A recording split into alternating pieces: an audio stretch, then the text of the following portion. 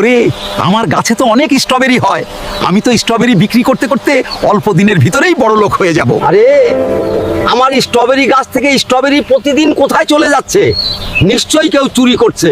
এখান থেকে লুকিয়ে লুকিয়ে দেখতে হবে কে আমার স্ট্রবেরি চুরি করে নিয়ে যায় আজকে।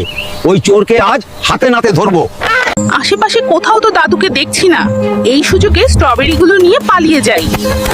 আজকে আমি দেখব এই কবুতর আমার স্ট্রবেরি নিয়ে কোথায় যায়। এই তো বাসায় চলে এসেছি, তাড়াতাড়ি ঘরের ভিতরে ঢুকে পড়ি। ও বুঝতে পেরেছি, তার মানে কবুতরটি মা হতে চলেছে, এই জন্য খাবার সংগ্রহ করে রাখছে। এখন তো অনেক ঝড় বৃষ্টি হচ্ছে, তাড়াতাড়ি গিয়ে কবুতরকে উদ্ধার করতে হবে।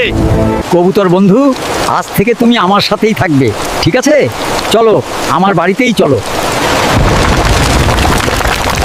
আরে কবুতর, তুমি তো অনেকগুলো ডিম পেড়েছো। তোমার ডিমগুলো দেখে আমার খুব ভালো লাগছে। দাদু, দেখো দেখো, আমার কত সুন্দর সুন্দর বাচ্চা হয়েছে। দাদু, তুমি কাঁদছো কেন? আমি কাঁদছি কারণ সবাই আমাদের ভিডিও দেখে, কিন্তু অনেকেই লাইক সাবস্ক্রাইব করে না।